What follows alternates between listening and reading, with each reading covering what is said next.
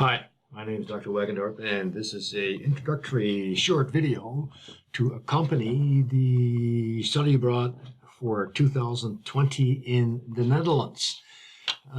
This study abroad qualifies students for a number of courses, and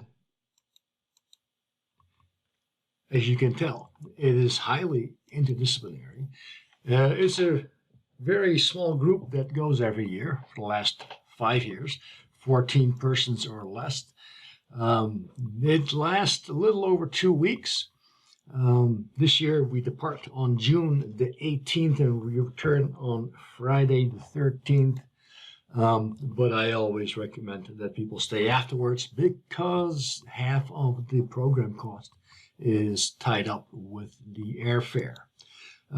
So we go to 25 unique destinations and situations that sort of reflect the overall culture of the Netherlands in terms of landscape planning, sustainability, cultural heritage, historical aspects, economic aspects, all of that.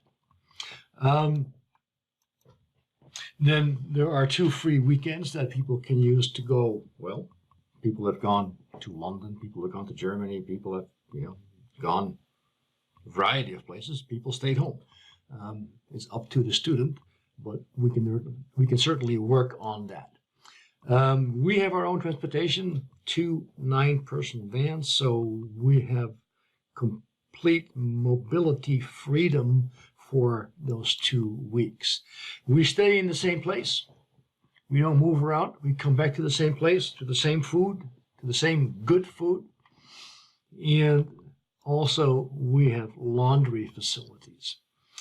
And then depending on your major, I have in the past arranged customized unique experiences. One time we were able to get a law enforcement criminal justice students into the local police department, and one time we were able to get a student into the local hospital. So again, it counts as the capstone for geography and social studies, if that's what you want to use it for, or it can count as credit towards environmental studies, public administration, nonprofit public administration, sociology, NRM with the permission of the chair, and it also can count towards international relations for both the majors and the minors.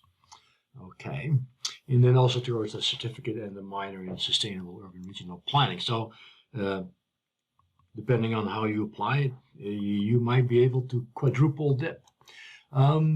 So the tuition is the tuition. You need 120 hours to graduate. The current program fee is around 36. The past 5 years, I have been able to offer this course for less than 3,000. The lowest, I think, was 2,400. But we never know what happens to airfares or to the exchange rate. So we guess high and then come in low. Application deadline is coming up, 1st of February. And then here are the 2 websites associated with the application. If you go to Oasis there, you can find the Netherlands program, look for Wagendorp, look for Meppel, and you're good to go. Okay, some impressions. Depending on what's available from the car rental agency, we might end up with a VW diesel 9-person van. Personally, I like the Renault or the Opel, which is a little bit boxier, a little bit more spacious. They are both diesel vehicles getting about 20 miles to the gallon. We fly in Friday morning around 6 into the Netherlands, and we start our first day in Amsterdam.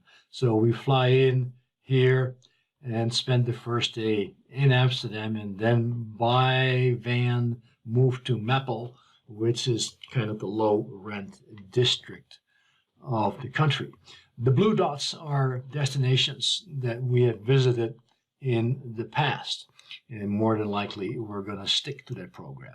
Rotterdam is on the agenda as one of the largest ports, hustle bustling ports in the world. and we deal with local officials of the Port of Rotterdam from a planning perspective.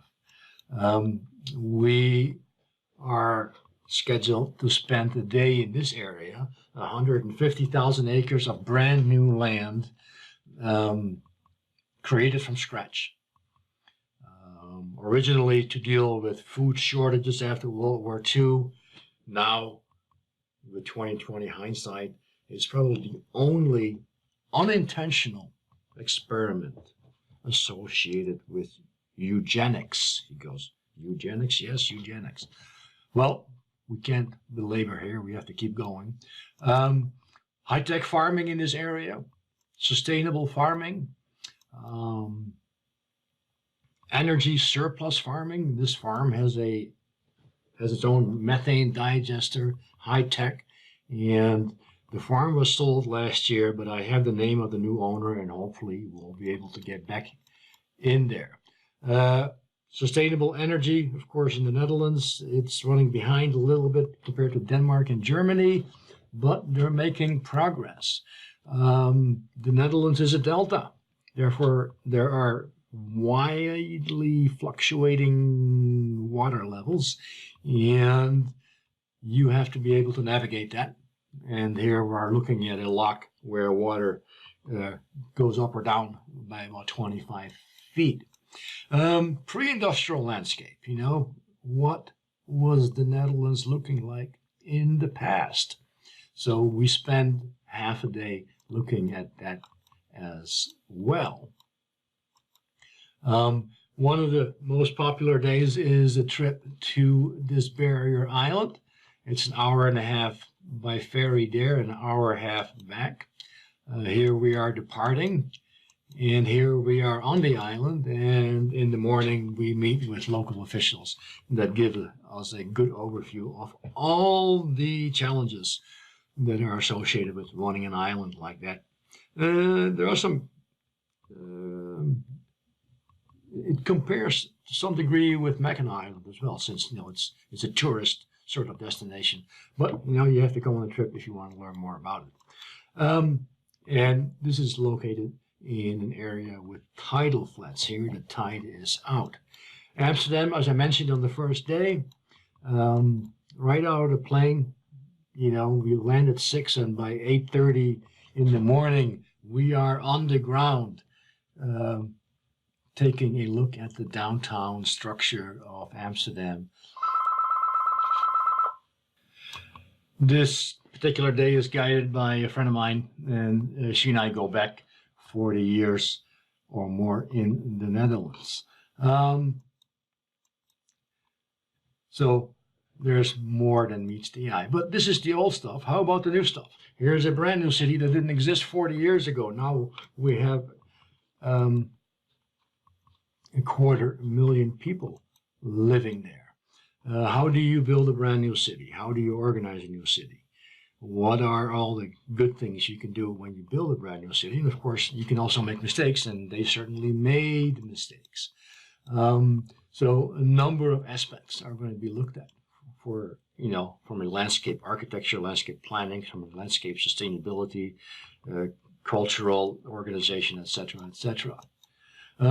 Water management is happening 24/7 in the Netherlands, and here we're looking at a steam-powered pumping station capable of moving an Olympic-sized pool every second. And again, it has to do with subsidence, it has to do with agriculture, it has to do with navigation, it has to do with drinking water. And so there's many aspects associated with all of that, and we spend a couple hours here, okay? And then we will cross this barrier dam once or twice during the 2-week stay as we drive from Meppel across the barrier dam to destinations on the other side. It's kind of an impressive feature, but it also, of course, has really altered the ecology, has altered the geography, has changed the hydrology. A number of things, were associated with this project that was completed during the Depression. And then last year we added the floating farm. We used to go to the urban farm in The Hague. They went bankrupt. And now we are going to the floating farm. And why would you want to float a farm right in the harbor of Rotterdam? Well, there's a whole story attached to that as well. So it's crazy, but it's sustainable, it's innovative, it's new. And we were the first international group last year to tour and visit this place. And they had a nice PowerPoint presentation to go along with that. We stay at this former youth hostel, now owned by the couple that you'll see at the last slide. It has a nice reception in its own little bar with an excellent collection of Belgian ales, very reasonably priced. And, you know, students go into town or hang around and do whatever at night, sample local good food. This is the courtyard where students hang out at night, before and after dinner. And then, of course, we have the going away dinner during the last night, which is a 20-course meal. And this is basically the size of the group. You know, I think we had 9 or 10, 11 students the first year, and that seems to be about the right size. But, yeah. It's a small town. You can walk anywhere. Things are good to go. So, stop by. If you're Dutch, visit the land of your ancestors. Or, you know, explore the future here. And thank you. Next is a little video that was created by one of the students 2 years ago.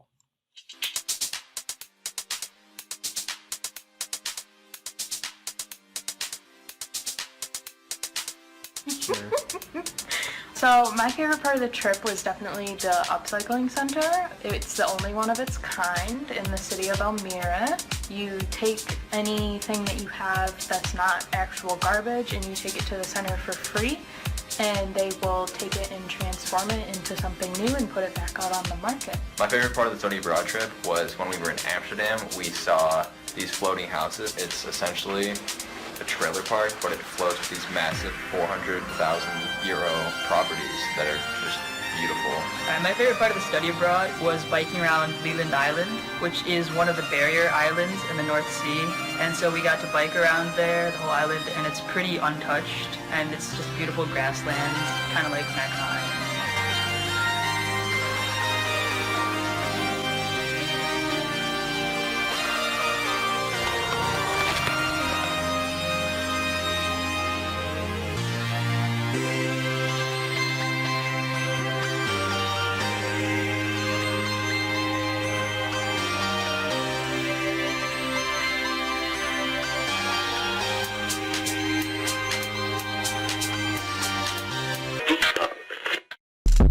I am an associate professor in the Department of Geography and Sustainable Planning. I have been at GVSU since 2004. Despite having been gone for over 40 years from the Netherlands, I have maintained critical contacts with local individuals, which has made this trip a success for the past 5 years.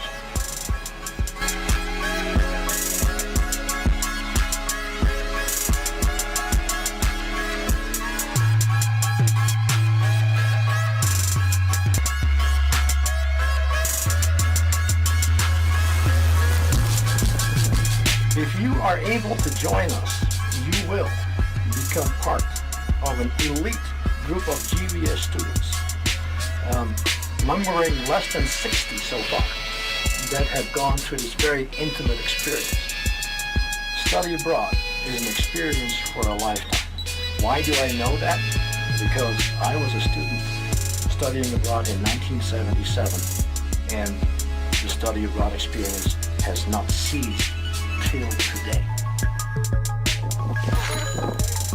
Yeah, we're good.